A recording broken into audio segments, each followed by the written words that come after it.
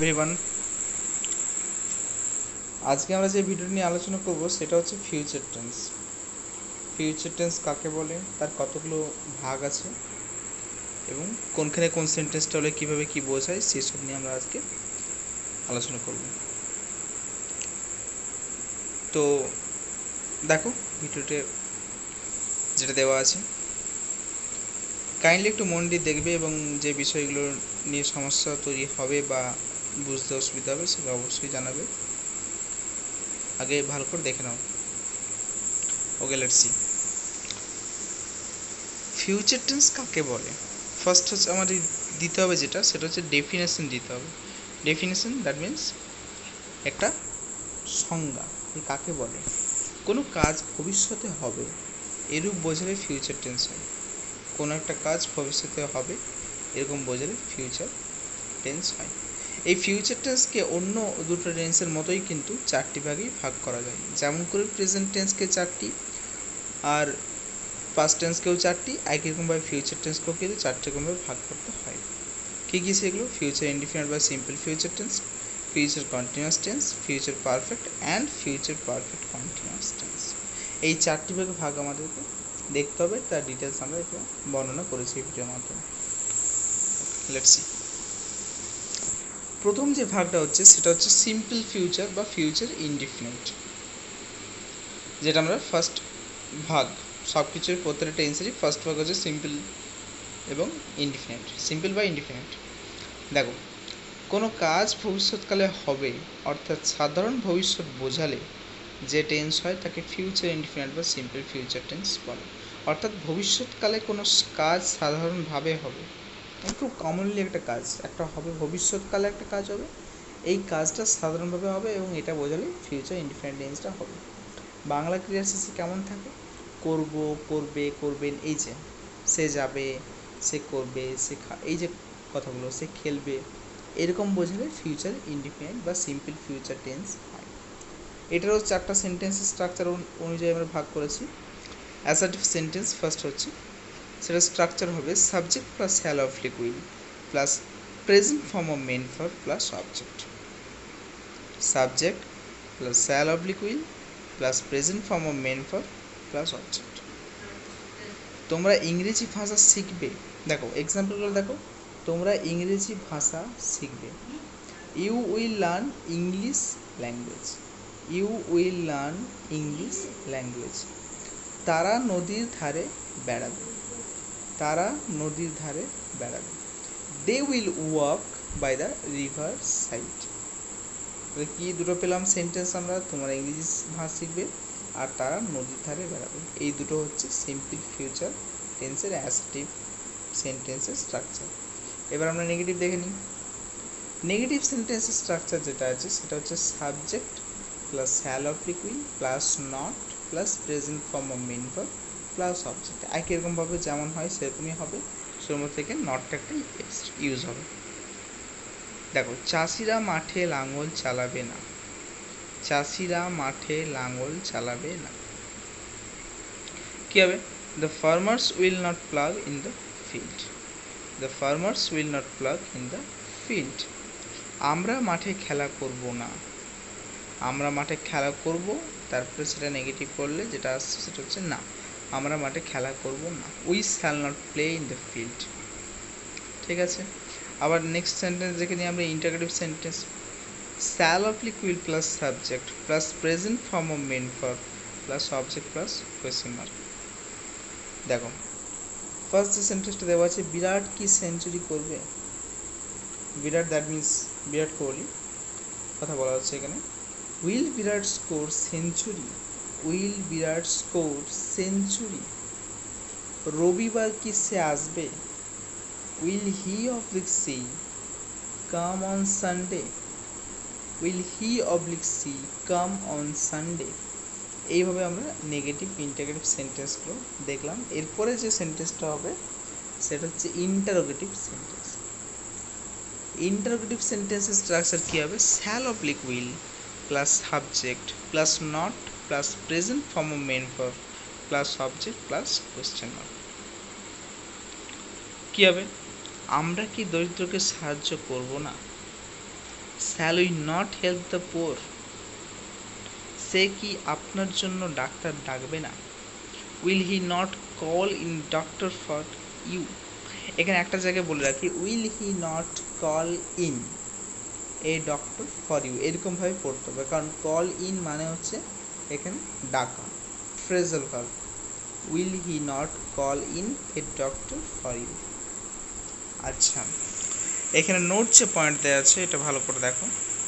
বক্তার প্রতিজ্ঞা, দৃঢ় সংকল্প, আদেশ, উপদেশ, ভীতি প্রদর্শন ইত্যাদি প্রকাশ করতে ফার্স্ট পার্সনে উইল এবং সেকেন্ড ও থার্ড পার্সনে শ্যাল ব্যবহার করা হয়।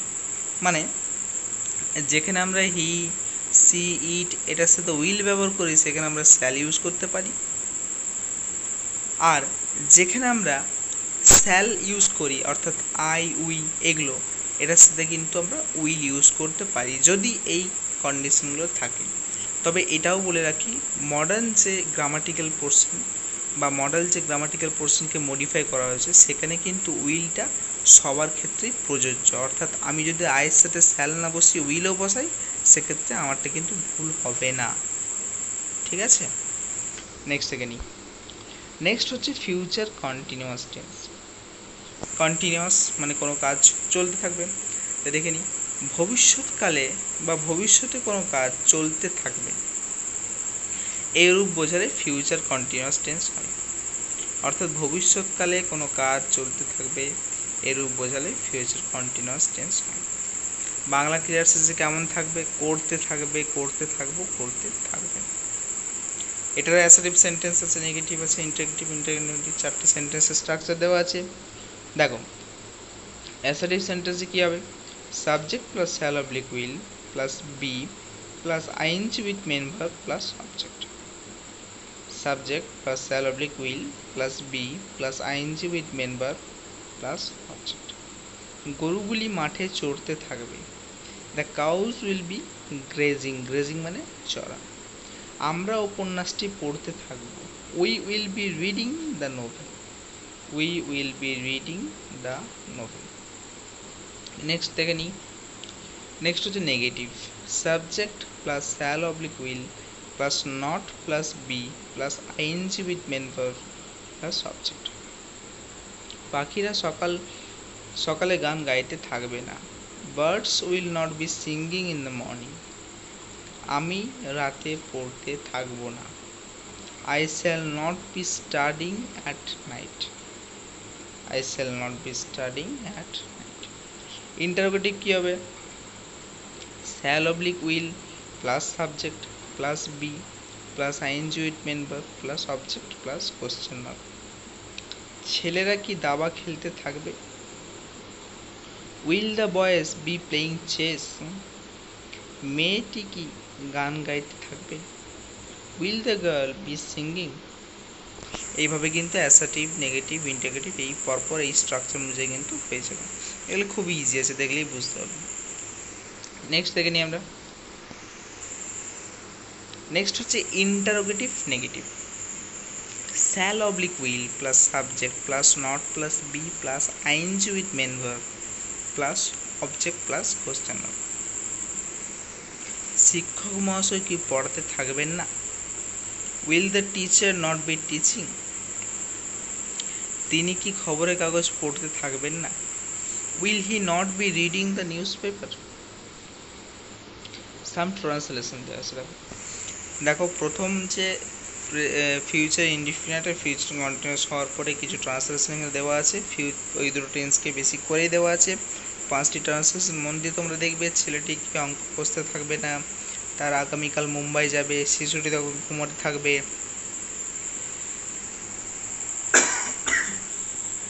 ছাত্ররা আগামীকাল স্কুল যাবে না, সে কি কবিতা লিখতে থাকবে। ঠিক আছে, নেক্সট দেখো।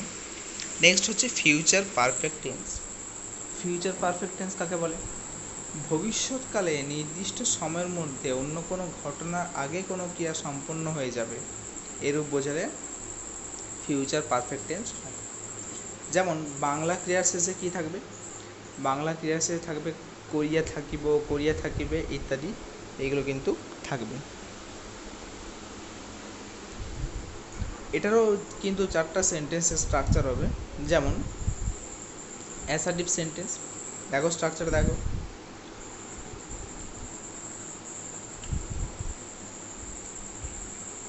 Subject plus shall oblique will plus have plus third form of main verb plus object.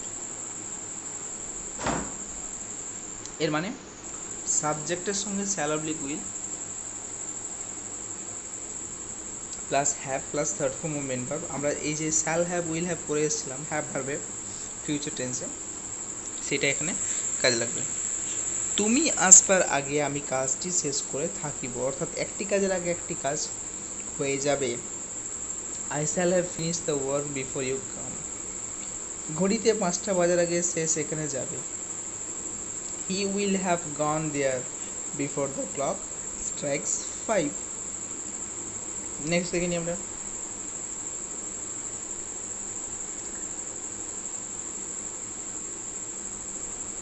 Next হচ্ছে negative sentence. Subject plus shall oblique will plus not plus have plus third form main verb plus object. ভোর হওয়ার আগে সে কলকাতা পৌঁছবে না। He will not have reached Kolkata before the day dawns. আমরা সেখানে পৌঁছবার আগেই বৃষ্টি আরম্ভ হবে না। The rain will not have started before we reach there. তারপর যেটা হবে সেটা হচ্ছে ইন্টারোগেটিভ সেন্টেন্স।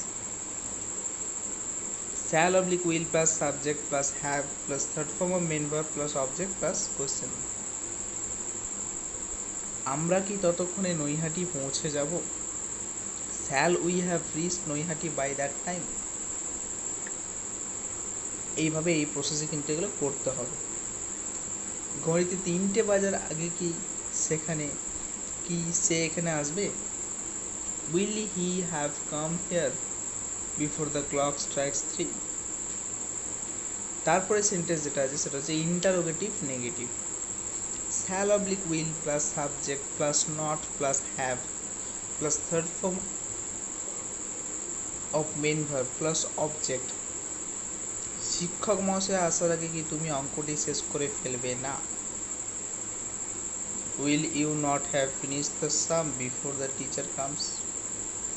সূর্যাস্তের পূর্বে কি গরুগুলি বাড়ি পৌঁছবে না? Will the cows not have reached home before sunset. তাহলে 3টে টেন্স আমাদের কিন্তু ফিউচারের হয়ে গেল। লাস্ট যে টেন্সটা বাকি রয়েছে সেটা হচ্ছে ফিউচার পারফেক্ট কন্টিনিউয়াস টেন্স, অর্থাৎ একেবারে ফিউচার টেন্সের সবার শেষ এবং টেন্সেরও সবার শেষ। ভবিষ্যতে ঘটবে এমন দুটি কাজের মধ্যে যে কাজটি অন্যটির কিছুদিন আগে ধরে চলতে থাকবে, অর্থাৎ একটি কাজের আগে একটা কাজ অনেকদিন ধরে চলতে থাকবে এরকম বোঝায়, তাকে ফিউচার পারফেক্ট কন্টিনিউয়াস টেন্স বলে। বর্তমানে এই টেন্সের ব্যবহার প্রায় অপ্রচলিত, কিন্তু তবুও কিছু কিছু স্টুডেন্ট মনে করে যে এগুলো পেলে হয়তো তাদের সুবিধা হতো, তার জন্য আমি কিছু দেওয়ার এখানে চেষ্টা করেছি, তাই কিছু এক্সাম্পল এখানে দিয়েছি আমি। শিক্ষক মহাশয় আসার আগে পর্যন্ত আমরা পড়তে থাকবো। We shall have been reading before the teacher comes. তুমি আসার আগে পর্যন্ত তারা খেলতে থাকবে। They will have been playing before you come. যদিও পাস্ট পারফেক্ট টেন্সের মতো এখানে নেগেটিভ ইন্টারগেটিভ নেগেটিভ সেন্টেন্সে হয় না, বর্তমানে এটার ব্যবহার অপ্রচলিত, তবু এখানে স্ট্রাকচারগুলো দেওয়া আছে। যদি কারো মনে হয় এক্সাম্পল দেখতে পারো, স্ট্রাকচারটা অবশ্যই তারা দেখতে পারো। ঠিক আছে, তো ভিডিওটি ভালো লাগলে অবশ্যই দেখবে, কমেন্ট করবে, লাইক করবে, সাবস্ক্রাইব করবে, শেয়ার করবে। আর সবথেকে গুরুত্বপূর্ণ যে কথাটা সেটা হচ্ছে টেন্স এই পর্যন্ত করে আমি টেন্সের পর্যায় মোটামুটি শেষ করলাম।